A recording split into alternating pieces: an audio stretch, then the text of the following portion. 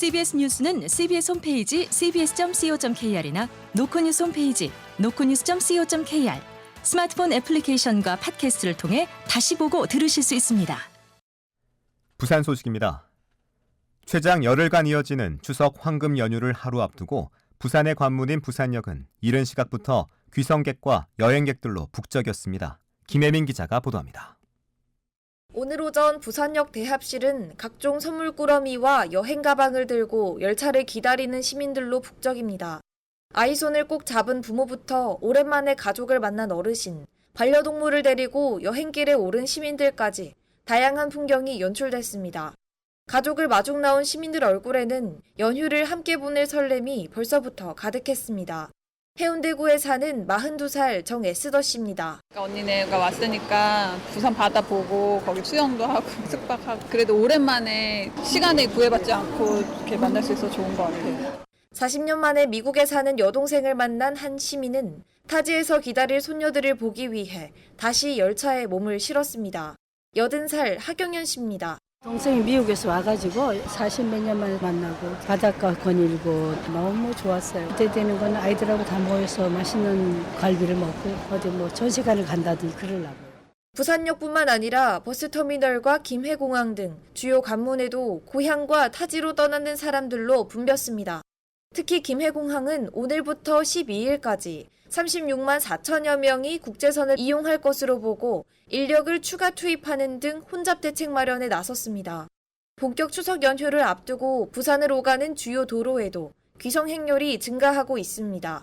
도교통부와 한국교통연구원 조사 결과 이번 연휴 동안 이동하는 인원은 3,200만 명에 달할 전망입니다.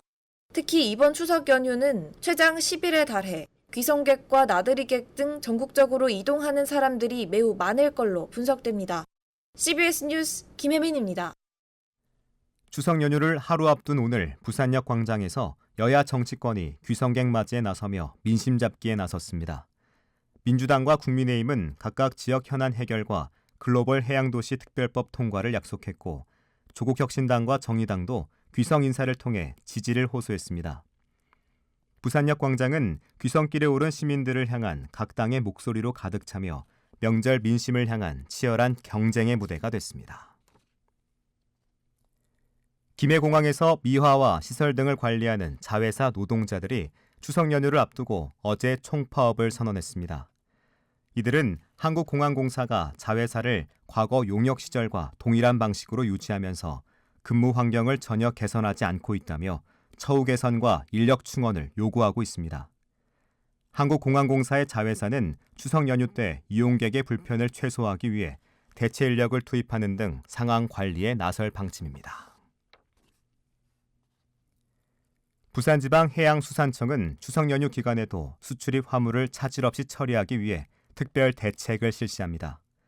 항만은 추석 당일을 제외하고 정상 운영하고 당일에도 긴급한 화물이 있는 경우 사전에 요청하면 하역 작업을 지원합니다. 또 예선 업체와 도선사가 대기조를 편성해 서비스를 제공하고 입출항 신고 등도 정상 운영합니다. 부산시는 추석 연휴와 가을 여행 성수기를 맞아 글로벌 프로모션을 본격 추진하는 등 해외 관광객 모시기에 나섭니다. 중국 무비자 입국 시기에 맞춰 베이징과 화북 지역을 대상으로 특가 단체 상품을 개발해 이달 중 총 1,600명을 유치할 방침입니다. 또 중국 대표 온라인 여행사와는 가을 명소, 불꽃축제 등 콘텐츠 위주로 판촉을 추진해 3만 명을 모객할 방침입니다. 일본과 동남아 시장은 가장 규모가 큰 온라인 여행업체인 클룩과 함께 비짓 부산 패스를 50% 할인된 가격에 판매해 올해 역대 최대 외국인 관광객이 방문하도록 유도합니다. 동남권 전통 제조업은 뿌리 산업에 기반을 두고 성장했지만 산업 환경이 급변하면서 사업 재편에 압박이 커지고 있습니다. 이런 가운데 부산상위가 중소제조업의 사업 재편을 지원해 정부로부터 3곳이 최종 승인됐습니다. 신성장 산업 분야에 진출하는 발판을 마련했다는 평가입니다. 보도에 김혜경 기자입니다. 부산 경남 지역의 전통 제조업은 자동차, 조선, 기계, 금속 등 뿌리 산업에 기반을 두고 오랫동안 성장해왔습니다. 대부분 중소제조업은 중저가 가공, 조립형 제조를 하고 있는데 최근 전 세계적으로 공급 과잉과 중국 등 제조 강국의 물량 압박으로 수주와 생산량이 급감하고 있습니다. 또 사업 구조가 디지털 전환, 친환경, 신에너지 등 미래 산업으로 빠르게 변하고 있어 전통 제조업으로는 성장 동력을 서서히 잃고 있습니다. 존립 자체가 위태로운 상황에서 신사업으로 사업 재편이 대안으로 떠오르고 있습니다.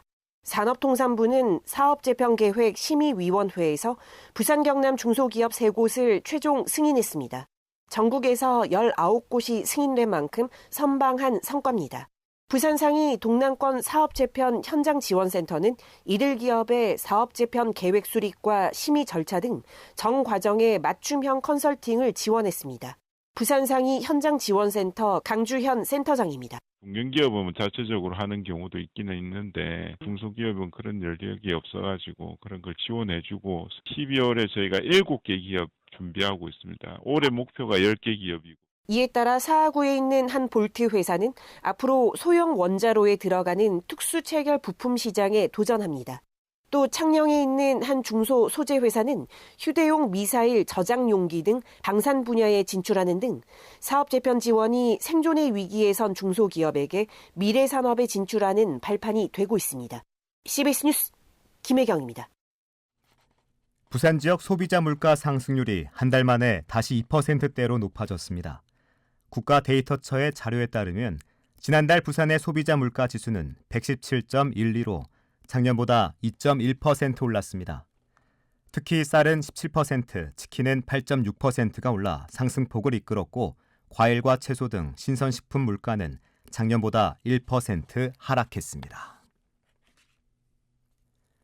3년 전 지방선거 때 미신고 계좌를 이용해 선거 비용을 지출한 혐의로 재판을 받아온 김진홍 부산 동구청장의 당선 무효형이 확정됐습니다. 대법원 3부는 공직선거법 위반 등 혐의로 기소된 김 청장의 상고를 기각했습니다. 김 청장은 지난 2022년 지방선거 당시 선거관리위원회에 신고되지 않은 예금 계좌로 선거 문자 발송 비용 3천만 원 상당을 지출한 혐의로 1심과 2심에서 당선 무효형에 해당하는 벌금 100만 원을 선고받았습니다. 부산시는 기장 해수 담수화 시설의 시 단독 소유 등기를 마무리했다고 밝혔습니다.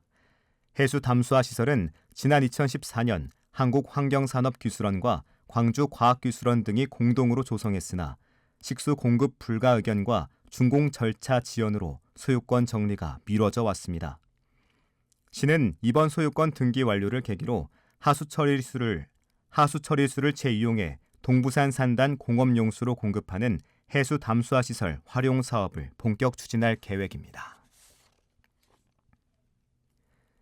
임대인과 임차인 역할을 나눠 허위 전세 계약서를 작성한 후 금융기관을 속여 수억 원대 전세 자금 대출을 타낸 일당이 검찰 보안 수사를 통해 재판에 넘겨졌습니다. 부산지검 동부지청은 허위 전세 계약서로 금융기관으로부터 3억 원의 전세 자금 대출을 받은 혐의로 20대 남성 A씨 등 4명을 기소했고 이 가운데 2명은 구속 기소했습니다. 앞서 경찰은 A씨에 대해서만 수사해 검찰에 송치했지만 검찰 보안 수사를 통해 조직적 범행임이 드러났습니다. 부산진경찰서는 자신의 신분을 속이고 만난 다수의 여성 신체를 불법 촬영한 혐의로 20대 A씨를 입건해 조사하고 있습니다. 날씨입니다. 추석 연휴가 시작되는 내일 부산 지역은 비가 내리겠습니다. 예상 강수량은 5에서 최대 40mm입니다. 내일 아침 최저 기온은 21도, 낮 최고 기온은 24도로 예상됩니다. 부산의 지금 기온은 23.7도, 습도는 63%입니다.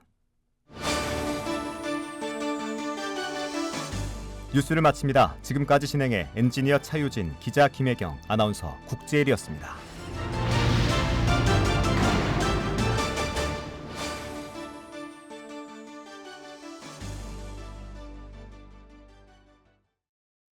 CBS